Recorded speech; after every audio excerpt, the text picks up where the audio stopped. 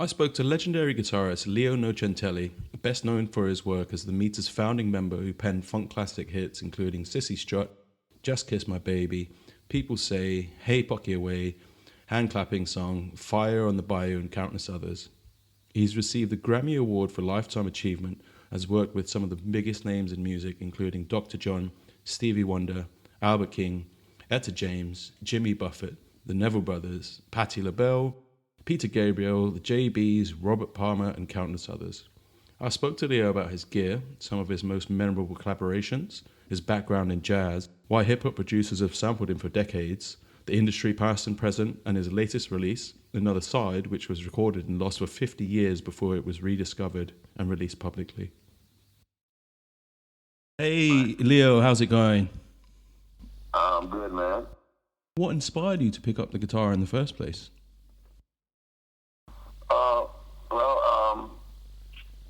This actually motivation came from my dad. Bought me a little four-string ukulele plastic string from a 5 and 9 stores, and as soon as I picked it up, I just started picking out songs.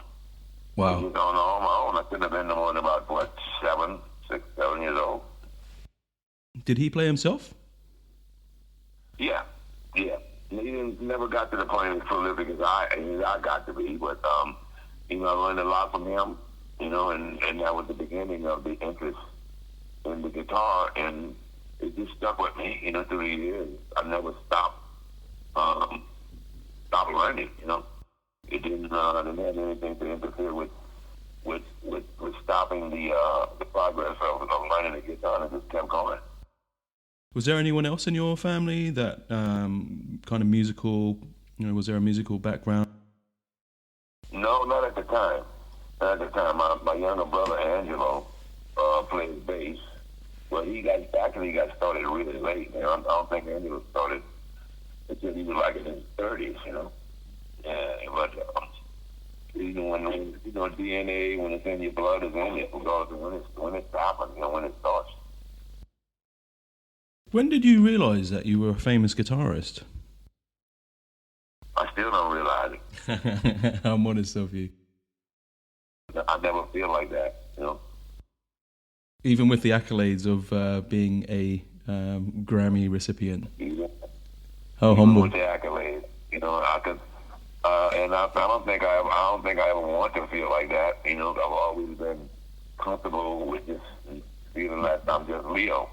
Right. That's just who I am, and whatever follows me, and the accolades or whatever, I ain't gonna them. I appreciate it.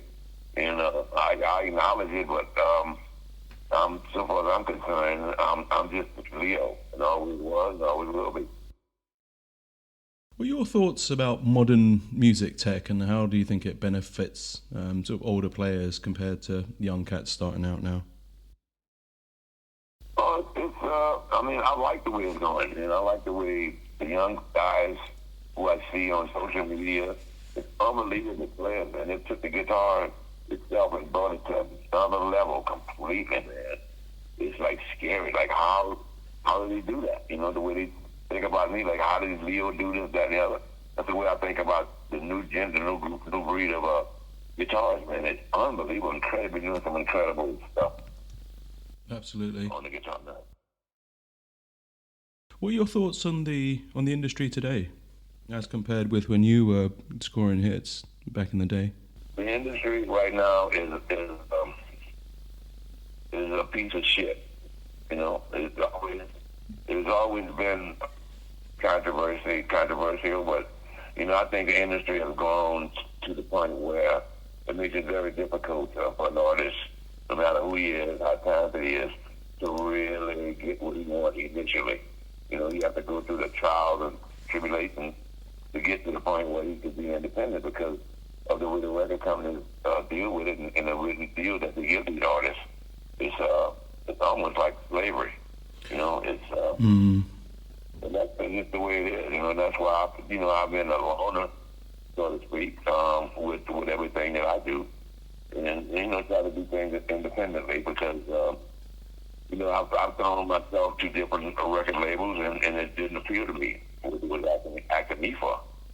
So I kind of backed off. I have some material that could have been out there on my own, not just on the leaders, but on my own, that I'm still holding on to because I don't want to go for the regular plantation way of thinking. What was the kind of stuff you were listening to when you were growing up? Well, today there's so many of them, man. But when I was coming up, I used to picture myself as being like a West Montgomery on the front cover of an album, or, a Barney Kessel or Kenny Burrell. I was studying a lot of jazz, and I think what changed my way of thinking when I started writing songs, it started pulling strings. I started thinking rock, and the first song that I wrote was Sister Strut. And the writing kind of incorporated the writing aspect of it. So it really, I started looking at myself as overall a writer, an artist, a producer, whatever. I started stretching out. And I think that's what I've become and what I am. Talking about Sissy Strut, what can you attribute to the success of some of your hits like Sissy Strut and Just Kiss My Baby? And why do you think they're so timeless with hundreds of artists sampling and covering them, even up until this day? Well, I think it's simply because it had a certain uniqueness about it that was ear-catching, and it didn't sound like everything else. And the uniqueness caught the artists' ears, and they say, "Whoa, I like to try to run more with that." And it's like Sister Strut, in particular. Sister Strut was the first time that a bass and a guitar played the melody, and that was unheard of back then. It's old hat right now, where you have the bass and the guitar playing the melody. You hear it all over the place now, especially with R&B. But back then, that was, you couldn't do that. And if the bass, if the rhythm, guitar played a certain rhythm, the bass, if he went past 1 to 145 and maybe the 6, they didn't want, if he went past that, it was too much. They looked at it as cluttering or covered up something. Right. But when they found out that it was average, then I think it started being prevalent all over the right. Why do you think hip-hop artists in particular have gravitated towards sampling your stuff? I love it. I mean, that's all I can say. It's been the slickest thing that happened to me from a financial aspect. People what I do, what I do. And, a lot of my guitar used on different samples, different people like Ice Cube, LL Cool J, Music Soul Child, NWA. I mean, the list is going on. Absolutely. For examples of my guitar. Speaking about your guitar, tell me about your rig. Kind of guitars you're using, strings do you use, do you have a pedal board? Maybe a little bit about the amps that you're using. Well, I have a pedal board, yeah. As a matter of fact, there's a new addition to the pedal board. It's the Leo Nocentelli Mardi Gras wah pedal. Colors of Mardi Gras, purple, gold, and green. And it's my name, and with my namesake with Dunlop. Right. I'm really proud of that. Regular stuff is just, regular stuff like phases, choruses, stuff like that. I'm basically a plain player, man. I'm innocent, raw. Whatever you hear is raw and not fabricated with stuff like that. I do it sometimes. But my rig, I use a basically I use a stereo effect. I use a two amp, and you got to get a stereo effect by using one of the amps and play to the other, and to get a stereo. It's not true stereo, but it sounds like it with a chorus. And that's about to the extent that where I go, where I am. I've never been a big old sound when it sounds good. But then when you get dirty, is there any sort of overdrive or any distortion that you use, or is it gain from the amp? Gain from the amp. Yeah, I usually go through that. Yeah. Like the basic book has a channel switching feature on it. You could have a clean channel and there's a dirty channel. Right. That's kind of the most. And talking about your signature Dunlop Crybaby What. How do you think it compares to the original? And I'm going to put a link into this just so that anyone who's listening is interested, they can check it out. But what do you think makes the difference? I think basically it's the colors more than the mechanics. As a matter of fact, I think they might be doing is a low frequency wah-wah. So I'm trying to do a good one release, a newer one, same style, same everything, but the frequency is higher, where it has more snap to it than my original one. I think they both have good merit, yeah. And then in terms of the guitars themselves, I mean, I know you to be a 335 guy, but I've seen you use a Starcaster before. What do you currently got in your arsenal? I got a bunch of them, man. I use Heritage a lot. Heritage, Gibson. I endorse these people. Actually, D'Angelico. So, I go through. It's about 3 or 4 different companies' names. Those few there. And whichever one I feel comfortable with. I think the deal is basic electronic guitars, electric guitars I use. Heritage, Gibson, D'Angelico,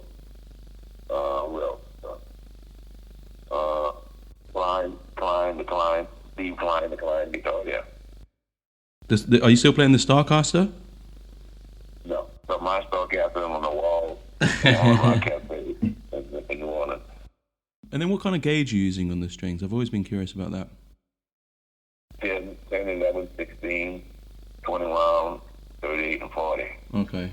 The bottom up, it's me, but, gauges, it all depends on the first people or who's playing, But that's what I've been using for years.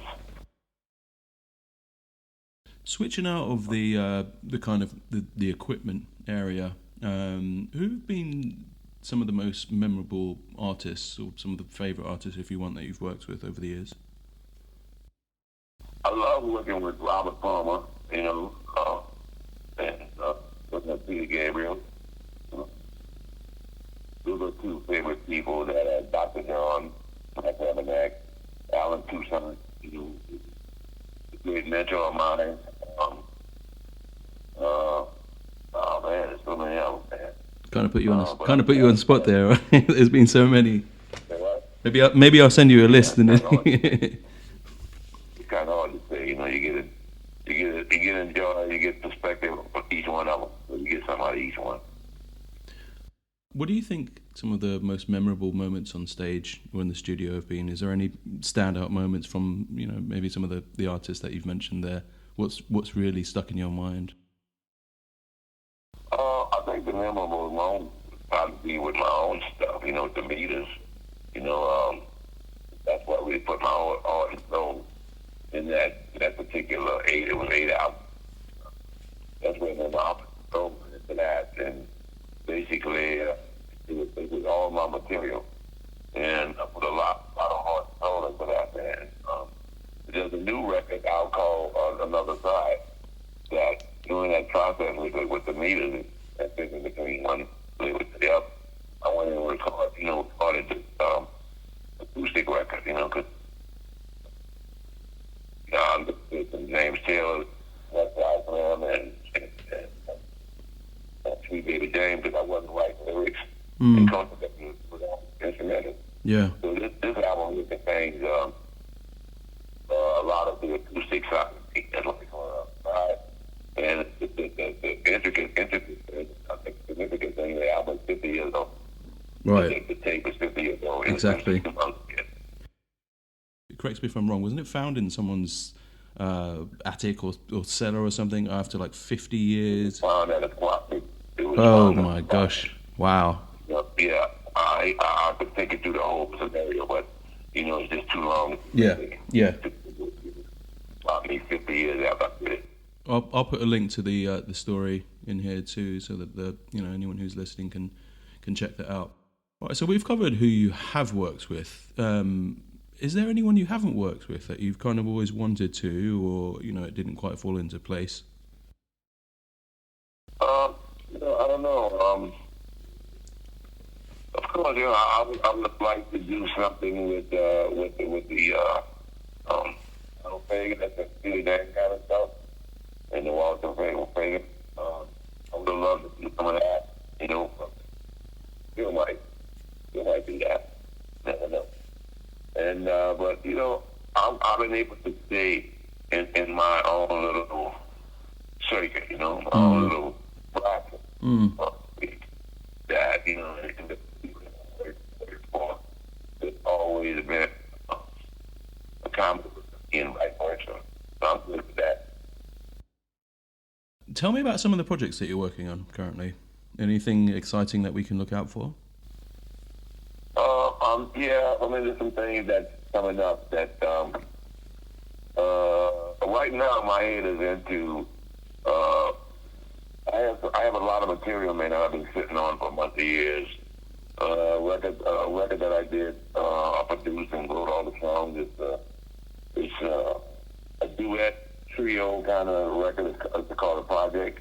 I did a duet with myself and Peter Gabriel, myself and the Duke 8 months before he died, myself and Kirk Whelan, myself and Stanley Clark, and one B, myself and Alan Toussaint and Harry Conley Jr. Wow. Myself and Tomo and Shorty. So all this is like one album. So I've been working to try to get the world to hear that. That's big, man. Yeah. Are there any? Tell me about any shows that are coming up. I mean, I know that there's the one that we discussed, the one within LA. But are there any shows? Is there anything that you want the listeners to be aware of? What have you got coming up? Again, I'll put a link up. Yes, there's a bunch of links from some of the stuff you already seen. I'm looking forward to the Jazz Fest 2 weeks.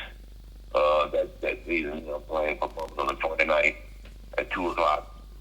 Get to the stage at the Jazz Fest, and it'll be incorporating my old stuff, my funk here, which along with the acoustic stuff that I'm doing. And I'm looking forward to that. And there we have it, the legendary Leo Nocentelli. Thank you for your time and looking forward to the shows and the new record.